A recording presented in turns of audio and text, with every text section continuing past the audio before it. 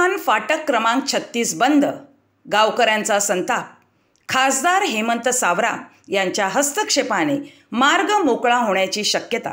उमेळमान पूर्व व पश्चिम रेल्वे फाटक क्रमांक 36 हा शेतकरी, मिठागर, कामगार आणि उमेळमान, बरामपूर, राजवली, तिवरी या गावकऱ्यांसाठी एकमेव वहिवाटीचा रस्ता होता।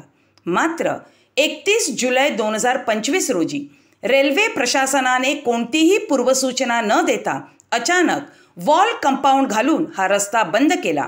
त्यामुळे स्थानिक लोकांचे शेती, मासेमारी, मिठागर आणि दैनंदिन कामासाठी येणे जाणे पूर्णपणे ठप्प झाले असून ग्रामस्थांमध्ये संतापाचे वातावरण आहे। हा मार्ग बंद झाल्यामुळे वर नमूद सर्व गावकऱ्यांच्या शेती, मिठागर, मासेमारीच्या कामावर मोठे संकट ओढवले आहे। अनेक कुटुंबाच्या उपजीविकेचे साधन बंद होण्याची भीती व्यक्त केली जात आहे। गावकऱ्यांची खासदारांकडे धाव। या गंभीर परिस्थितीची दखल घेत उमेळमान, बरामपूर, राजवली, तिवरी ग्रामस्थांनी एकत्र येऊन माननीय खासदार डॉक्टर हेमंत विष्णू सावरा, पालघर लोकसभा यांची भेट घेतली आणि निवेदन सादर केले। गावकऱ्यांच्या व्यथा ऐकल्यानंतर खासदारांनी तातडीने संबंधित रेल्वे अधिकाऱ्यांना फोन करून चर्चा केली। पर्यायी रस्ता तयार होईपर्यंत फाटक क्रमांक 36 मधून असलेला रस्ता तात्काळ पूर्ववत करावा असा स्पष्ट आदेश खासदार सावरा यांनी अधिकाऱ्यांना दिला। यावेळी खासदारांनी उमेळमान पूर्व पश्चिम भागाला जोडणारा उड्डाणपूल किंवा पादचारी मार्ग प्राधान्याने बांधण्याचे आश्वासन दिले।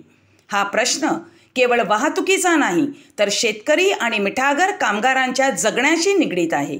तातडीने तोडगा काढला जाईल असे त्यांनी स्पष्ट केले।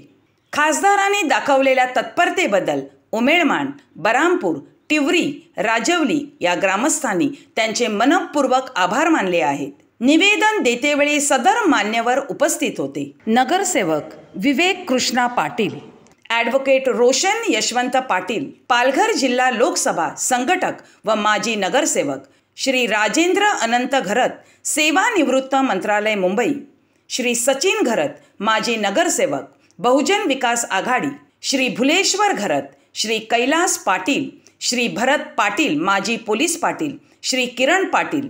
गावकऱ्यांनी स्पष्ट केले की तोपर्यंत लढा सुरूच राहील जोपर्यंत फाटक क्रमांक 36 मधून असलेला रस्ता पुन्हा खुला होत नाही आणि उमेळमानला कायमस्वरूपी उड्डाणपूल मिळत नाही।